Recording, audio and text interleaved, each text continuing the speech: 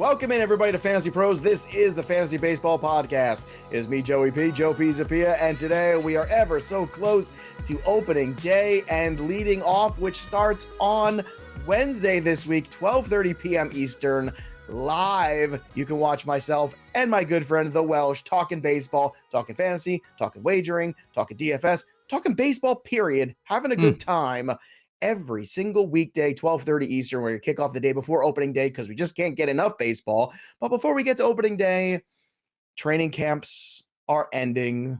We have people packing up their things. Some are being DFA'd. Other people are getting the call to the big leagues. And we're going to talk about some of the spring training winners and losers here. And Welsh, it is a peculiar part of time here because this is when you see guys who are not making the team, getting cut, very sad, but you also see dreams coming true. Amazing moments like Jordan Walker making the team, Anthony Volpe making the team, and some really, really heartfelt, feel-good baseball moments. There was actually one, you want to know what? They're all really cool. I love those videos, by the way. I must be just a sucker for those gotcha cam videos of these guys making the team.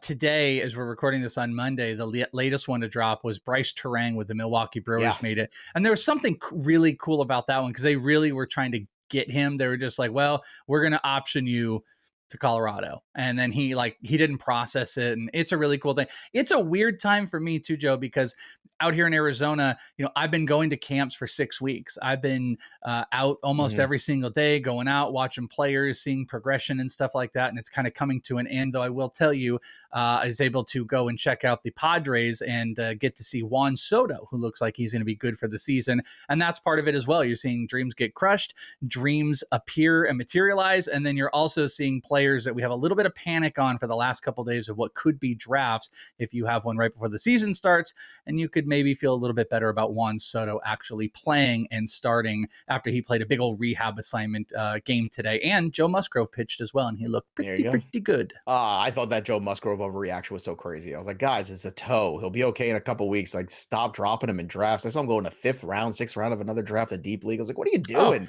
He's going later than that. You know what? And today he pitched about 5, and he was talking in the there's like the dugout right there, and I got to hear in the dugout he was talking about a new pitch grip on his changeup that he was using, and he was in a mood, like a great mood. He was able to go deep, and they're talking about one potential missed start. I don't know, man. After the start he just had, I wouldn't even discount the possibility that he doesn't even miss that one. But yeah, huge discount, and that's kind of the thing that happens. There are players that, the worries and the fears are going out, and we get to take advantage of. Joe Musgrove was like a huge advantage taken of in some of the drafts I had most recently. And Terang, probably a guy too you want to pick up in those leagues where he needs steals because he might be somebody that can contribute there. And of course, we didn't talk about it yet, but Rhys Hoskins' injury, obviously a huge blow to the Phillies. We did get into it a lot on the show. I just did record it with Matt Stryker though. So if you want to see that, it's on our Betting Pros YouTube channel. It's also on our MLB channel as well. And if you haven't subscribed already, subscribe to both. But again, Fantasy Pros MLB, that's the place to be for leading off every single day. But we got into the Hoskins stuff and the Philly stuff a lot on that video. It was Joey, futures video for MLB for wagering, but a lot of good Phillies talk on there too about that. Go ahead, Welsh. Oh, I want to check out that video. I want to see some futures stuff because I don't do it as much. You are like the futures bet guy. Joe is like the master of futures bets. I'm a big in-season guy, but I have technically I have 3 futures bets on rookie of the years. And I have one NL on Corbin Carroll, and I've got Yoshida and Volpe, which I took before Volpe got on the roster for AL rookie of the year. So I'm feeling good about that. But I cannot believe that we're getting set for all of this, and I cannot believe that the season is about to start, and I'm also excited to get into all of this, my friend. And I can't believe, that's what I was going to say, is that leading off is starting in a couple days. We're going back to the live shows that we do. I hope everybody checks it out. That's what's fun. Eastern. You're all part of the show. Like, everybody watches it live. You're all there. You're part of the show. You start to, you ask us questions. If you have funny comments, we put them on the show live. Sure. We are the people show when it comes to baseball, and we made baseball fun. People forgot they're supposed to be fun. The rules changes are going to bring it back. It's going to be fun again. So we're going to have a blast. But let's talk about some people really having a blast. Let's talk about the spring training winners. Welsh, who is number 1 on your list? Well, this is funny because you got to the list before me. And I make the sheet. So in all fairness, yes. You're going to get to them before me. Yeah. You have one on there that actually 2 that jump out immediately, but I was surprised at one that you did not throw in, who I think is the biggest winner of spring training. In fact, He owns spring training. It's Jarred Kelenic with the Seattle Mariners. I can't believe that he didn't make your list.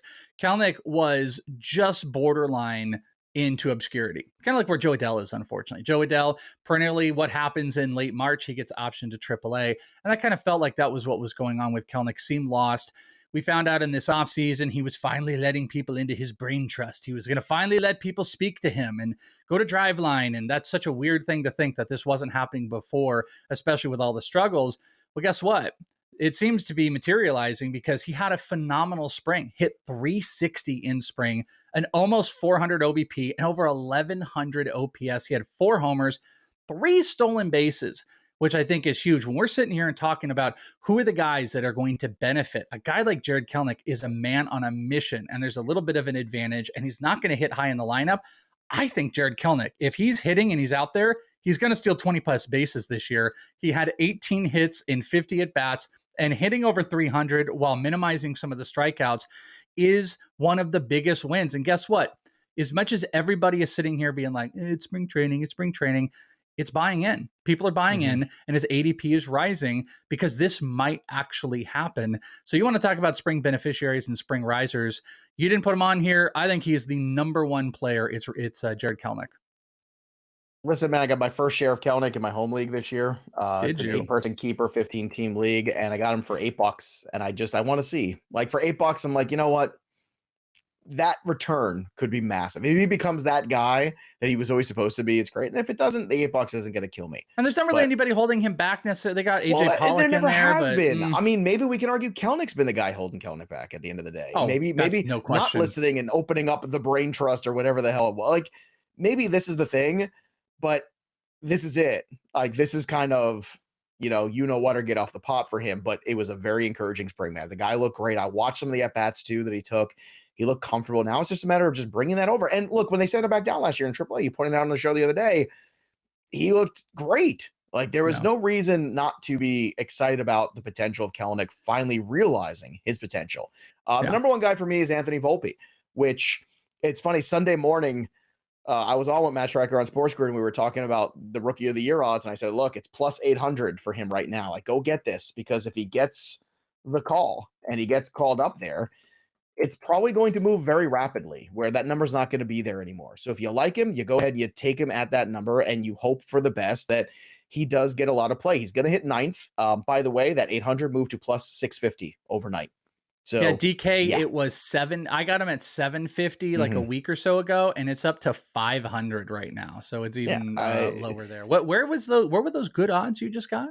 Those are over on FanDuel right now. But again, if you want to see the consensus, you go to bettingpros.com for the consensus. But that's right. I mean, if you are looking at, right now where things stand here for Anthony Volpe after spring. In spring, he had 3 home runs.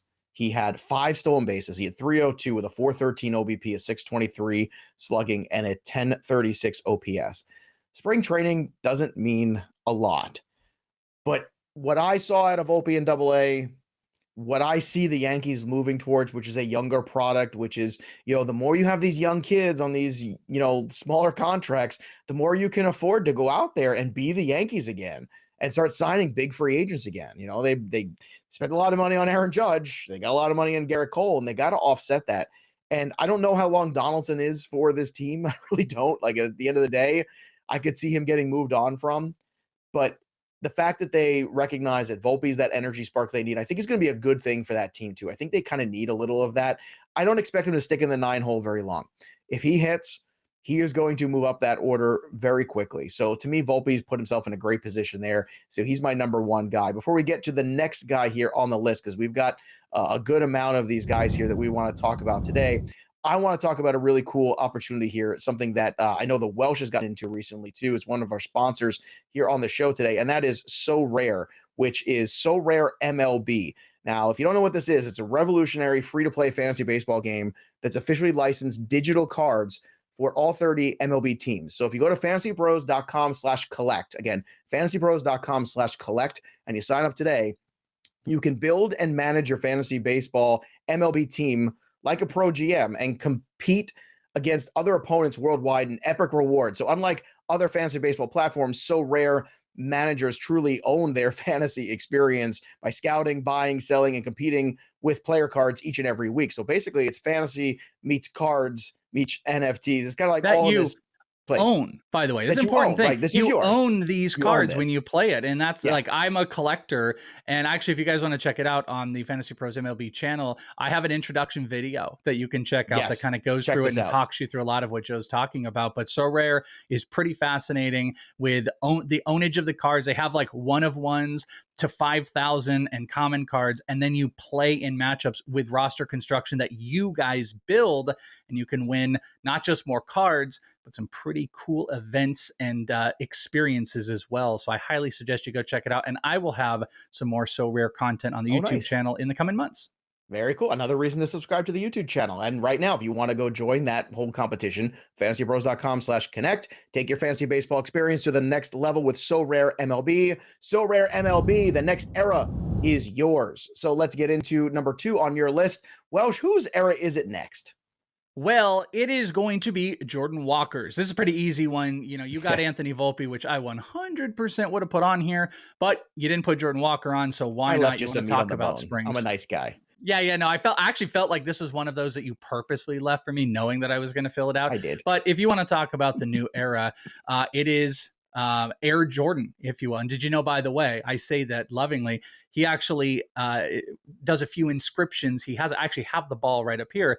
HEIR Jordan. He inscribed balls with my friend Dennis Sidler from Sid's Graphs. You can get the Air Jordan inscription. Is very cool because he is next up. Jordan Walker, though he tailed off at the end, is a physical presence on the field. He ended up hitting 3 homers, which he came out of spring just banging. 2 stolen bases. He hit 277.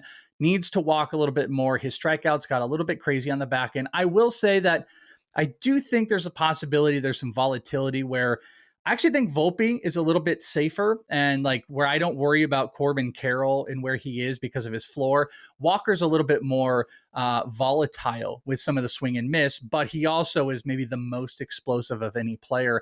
And it's hard to deny that like what this spring did got him this gig because they had all the reasons in the world to not bring him up.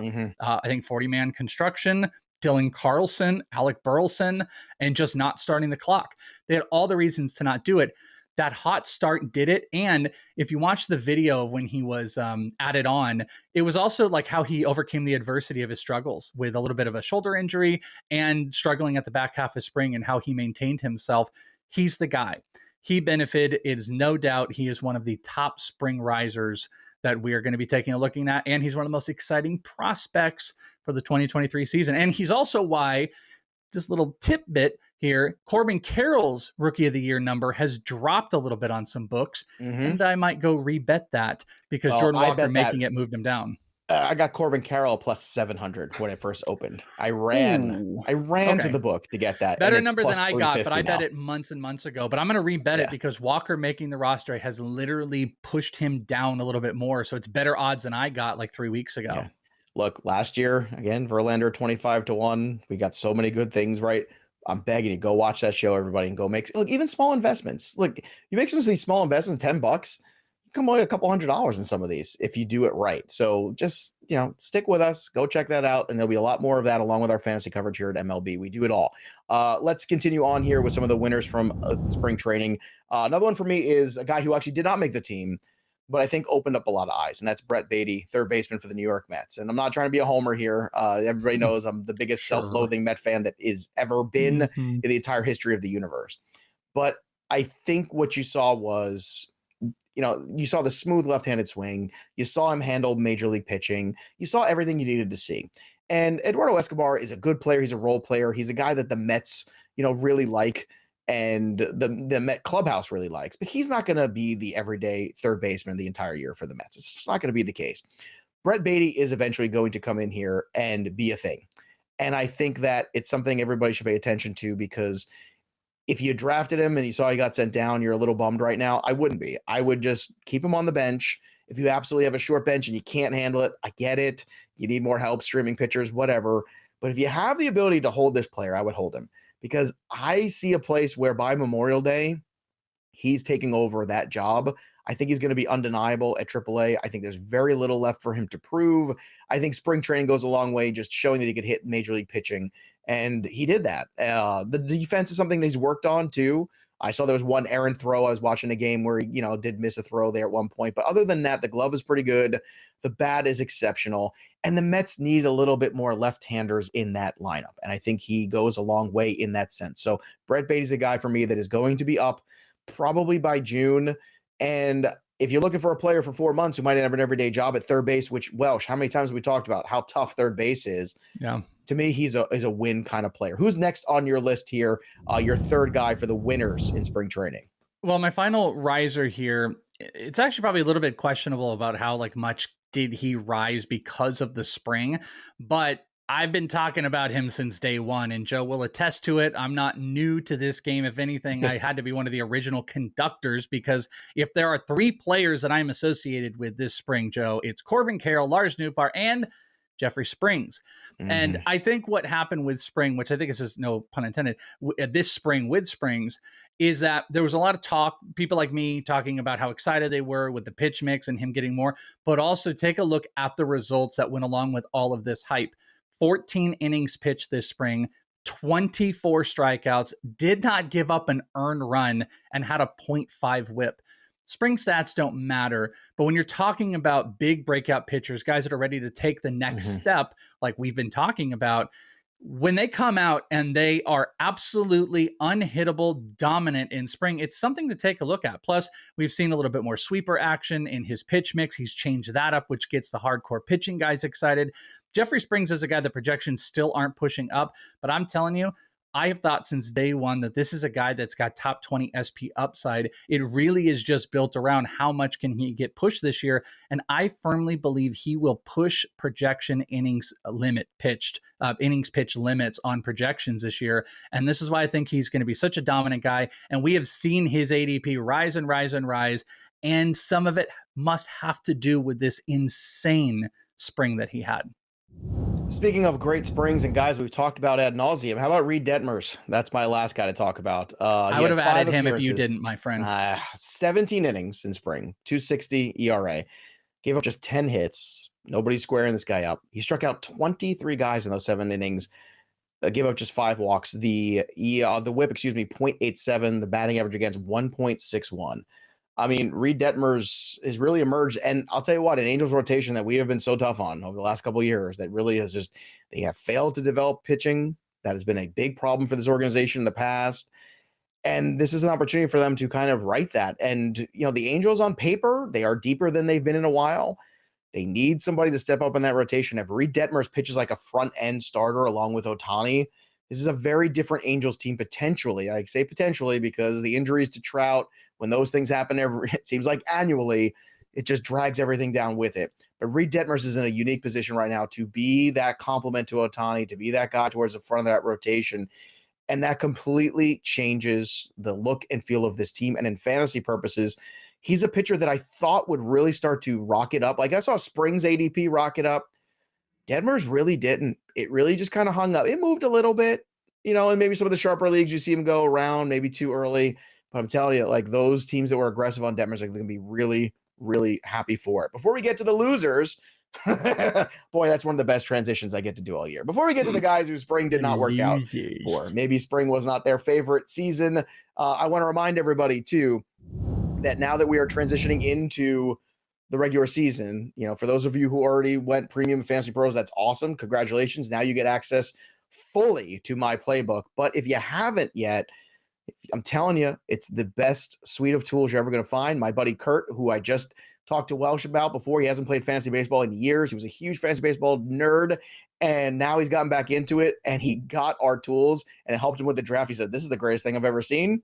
I'm telling you. And I told him, and my playbook is right there with it, where you could manage all your lineups for your 10 different leagues that you're doing, or your 2 different leagues that you're doing. It's the ultimate suite of tools for managing the fantasy lineup and your roster all season long. You can set all your lineups from the app. You don't have to bounce from every app to app. No. One place, set all your lineups. You can look at all of the trade analyzer tools, the waiver assistant. It's got so many bells and whistles. Download my playbook or go to fantasypros.com/ MLB My Playbook. Again, that's MLB My Playbook at fantasypros.com. Sync all of your leagues and take your fantasy baseball experience to new heights and leave that competition in the dust with the old bases and the shift where things belong, in the dust, in the dirt, buried forever. My Playbook. We drafted the good team. Now it's time to manage them all the way to the championship. So, Welsh, kick things off here. Who's our first loser from spring training? Well, I mean, no bigger loser than a second baseman prospect that everyone's excited about that then gets sent down when there is nobody to really take his job. Unfortunately, you are a lovable loser. You're a lovable loser when a guy named Orlando Arcia takes your job. And that's unfortunately what Vaughn Grissom had in front of him. He didn't really have a horrid spring. He hit 371 with a 400 OBP, had a couple stolen bases, really not a lot of power that came out of it. But I don't think it was about the power. It was about what he showed on his glove in spring. I mean, this is clearly the Braves are not a team that's afraid to bring these guys up, bring them up early, and then extend them. They are not. Look at what happened with Michael Harris. I mean, they literally have the top two NL Rookie of the Year candidates in Strider and Harris, and they pushed them. So that is why we're all shocked. And for him to be sent down to AAA is pretty eye-opening for all of us. And it's hard to not say that he's a huge loser in this because he was a top 200 pick who was going to start at AAA, no homers, and really, I think there's a big question about his glove because they work so much in the offseason and in spring about him being a shortstop. For him to not make it really makes me wonder if they're going to try to push him back at another position in the minor leagues, or they're just going to dance around until they can get this to work. But Vaughn Grissom, number one on the biggest losers. I would be buying him in dynasty leagues right now because I think he's a hardworking kid. I've seen a lot of things about him, and I watched him working on the defense too. I would be buying because I can bet you can buy him cheap. And those Braves prospects have a really good pedigree. Typically, more of them tend to hit than they don't. And the ones that don't, you can see right away, like the Waters of the world and the Pachets of the world. I looked at those guys for 2 minutes. I was like, well, that guy's never going to be a thing. I'm sorry, I just did. Sometimes you just know when you're around the game for as long as I've been and Welsh has been, you just know these things. But for the most part, they are so good. And the positive is I don't think this was about the bat. I don't think because he hit 371 in spring. This was a defensive thing. So that gives us a lot of hope where Pache was the difference. Pache was a Gold Glove defensive outfielder, but it was the bat that didn't get caught up. The Braves are a team that don't need that offense from Grissom right now, and that's why Arcia might be a nice little compliment. I think they're going to learn their lesson soon, but no doubt spring, biggest loser, Vaughn Grissom. Yeah, definitely so. All right. For me, first guy on the list is actually somebody that you've been warning us all about. And to be honest with you, I haven't really seen too much of him this spring. So I had to go check out the numbers, and it's Dylan Cease. It's not been good this spring. And I think all the regression that everyone's been talking about potentially that has been in there, yes, he's going to strike out guys. He did have some good strikeout numbers this spring. He was up to on the strikeout range, a good number there, 17 to 12 there. So he's a really good spot. The problem, 12 walks is the problem. 17 strikeouts in the 16 innings, you like that. The 12 walks, that's a problem. The 1.88 whip, that's a problem. The 7.31 ERA. Now, look, I remember the year that Zach Greinke won the Cy Young for the Royals. He had an ERA of 12 in the spring or something ridiculous, and he dropped so far in drafts. People were like, oh my God, is he hurt? Something wrong? Some guys, it doesn't matter. But when Cease gave up 11 earned runs, by the way, in one start in spring. I just want to point that out. He got absolutely whopped. And that happens sometimes where guys are like, I'm just throwing fastballs today. Like, that's all I'm doing. And that happens sometimes. So I don't want to freak out about it.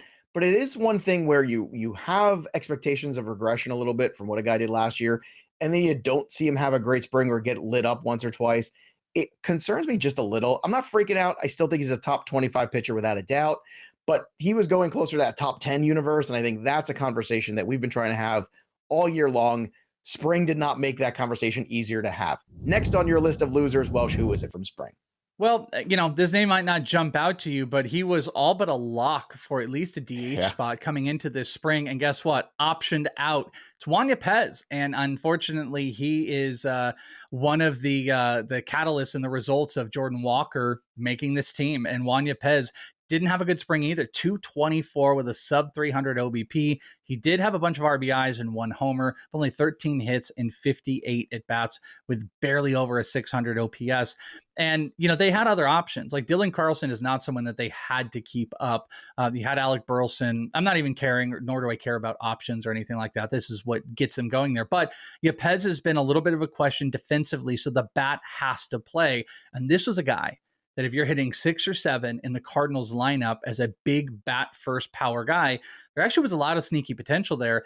This spring, it wasn't just about Walker. It was also a really, really poor spring. I will point out, he was played in the Dominican Winter League. He got really sick, lost a whole bunch of weight, had a horrific Dominican Winter League. And I think that might have carried over a little bit. So he actually might be a sneaky buy long-term, but this spring brought out a huge, huge spring loser in Juan Yepez.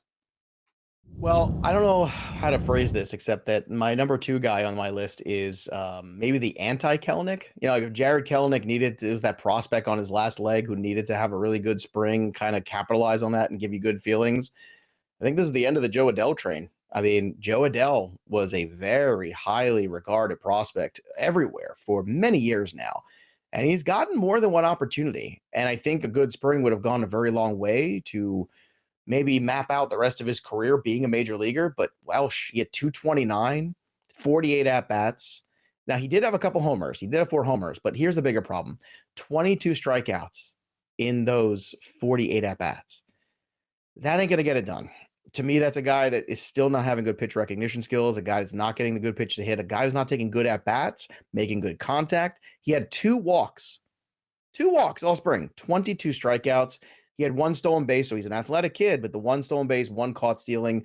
The OPS was 775. Again, he did have a couple bombs, but we all know spring is not, you know, the greatest judge of power. Yes. Miguel Vargas had a fractured finger, and he garnered 3 walks when pitchers knew he couldn't swing the bat. I just want to point that out. Miguel Vargas had more walks when he couldn't swing, and pitchers knew than Joe Adell did all spring. What more can one say than that? I mean, that's all we can say about Joe Adell. Is Joe Adell done? Like, is this it? He just hasn't like there was this book a couple years back about like really high velocity fastballs because he was trying to cheat and he couldn't catch up to them, and he still can't. Like I haven't seen any new like if you throw him a meat fastball down, can Joe Adell hit it 450? Sure. Can he run like the wind? Sure. But he can't hit. He can't hit for average. He can't hit consistently. And really good pitchers are going to eat him for lunch every single day. So I don't know. Maybe Joe Adell is going to be a really late bloomer. I could see that because he's a pretty smart, competitive guy. But I just don't know how it's going to look because I don't know how many opportunities you still have. But I'm not going to be sitting around to watch that turnaround. So I'm out on Joe Adell. All right, let's get to the biggest loser of spring. We don't mean in weight. We mean in possible value. Yeah, I'm going with another Cardinal here, and I'm going with Jack Flaherty. Jack Flaherty, really, real bounce back potential that everybody was hoping for, but this spring has been more of the same. He's had 5 starts. He's had an over 6 ERA. He's had less strikeouts than walks, and almost a 1.7 whip. Things don't look right. Things don't look like they're ever going to get right. There's continuous health concerns, and he didn't show any like we saw Lucas Giolito come back and have a really good spring and have positive signs. We've seen lots of people come back from these bad runs and re-show their stuff. Flaherty's not that. Flaherty is showing more inconsistencies. He's showing very hittable pitches, and his results look like garbage. And it is spring, but I don't know what you're working on. You're working on getting hit. I don't know what other the thing. You're like, oh, we're working on fastballs. You're working on BP fastballs all day long. So I have to say I couldn't be more out on Flaherty, where there are possibilities. Vaughn Grissom might be the biggest loser, but there's a possibility he comes back. I don't think Flaherty's draftable at this point. I don't know why we're doing it. I would rather take a shot on a million other guys. So spring, I think, kind of did it in as a final nail in the coffin for Jack Flaherty. Hey, somebody asked me this morning on Twitter, responded to one of our shows, and one of the clips, he said, I've got Jack Flaherty. Can I drop him for Wisniewski? And I was like, yeah, easy. 100%. I would go for it. Like, what do you have to lose at this point? I mean, and I know that sounds crazy if I said that to somebody, a year ago, but we're living in the now. That's what we're trying to do. Somebody's going to have to be living in the now and find another gig somewhere is Keston Hiura. Once upon a time, this was a guy people thought in the Brewer system was going to win batting titles. I thought he was going to be amazing. This is one. He is one of these guys, wrong. Welsh. If you, I remember watching him in the minor leagues and thinking, yeah, this guy's good. He's really good. And then, I watched a couple at bats even last year, and it's just like a completely different person. I think he got way too home run happy, way too pull happy, and the next thing you know, he is going to find his way somewhere else. He got DFA'd today. 32 at bats this spring for him, 5 hits, 3 RBI, 1 run scored. a 156 batting average, a 229 OBP, and a 448 OPS. I mean, I just don't know what becomes of you. Like, I don't know if another major league team says we can get this guy right, but it's such a dramatic fall with him and Adell. These were two guys that people were in dynasty leagues coveting. And now one of them just got DFA'd, and Joe Adell is probably getting close to being out of options literally and figuratively at some point here with the Angels. I loved this guy. I actually, it's Welsh doing it. I interviewed both Adell and Hiura, and here in the AFL, he won the MVP, and I think he might have won the batting title as well. He had like 370. I was there literally in his pro debuts on the backfields of the Mariners or with the Brewers, and really easy swing, good hands, just good approach, and it just fell apart. And the leg kick, he had this injury when he first came out, and he wasn't really utilizing his leg a whole bunch. And then in the spring, the leg got really high. And I don't know. I just think he was always behind. His timing got messed up, and I think it just kept falling back. I hope some hitting coach can get a hold of him, but yeah, me too. I don't know what happened. And that one actually hurts more than Adell. Keston Hiura, I feel like, was more of a wrong in my eyes than even Adell was, because like you said, I thought this guy, if anything, was going to hit for average, and that is the last thing on the planet he's doing. One more winner, too, is definitely David Peterson for the Mets, to getting that fifth starter role. I told everybody, I did a video in February about, the guys that were going to break out, the guys you should be targeting early in drafts, because it was only a matter of time before they got spots. He's the fifth starter. He's the lefty. You don't have to be a genius to figure this out. Like, I don't know why, but it was definitely a good spring for a lot of players, definitely a bad spring for some others. We want to hear who you are happy about and unhappy about. Drop your comments below in the chat on the YouTube channel. If you haven't already, subscribe to Fantasy Pros MLB channel, the fastest growing YouTube channel for baseball in the history of the universe. It's right there. Go be a part of it. Live Wednesday, 12:30. Opening day is going to be Thursday. Wednesday, we're going to start the show, though, anyway. So we're going to be a day early, a day ahead with some bold predictions and some fun. So join us live. But if you can't, it'll still be on the YouTube channel. You can watch it back or listen to the podcast version too. Like, share, and subscribe. And of course, check out our sponsor too in Welsh's video about So Rare. FantasyPros.com/collect is the place to be. So Rare MLB, a great place if you love fantasy and cards and making some fun in your life when it comes to baseball. So that'll do it for us, but the story of the game goes on. For the Welsh, I'm Joey P. We'll see you next time, kids.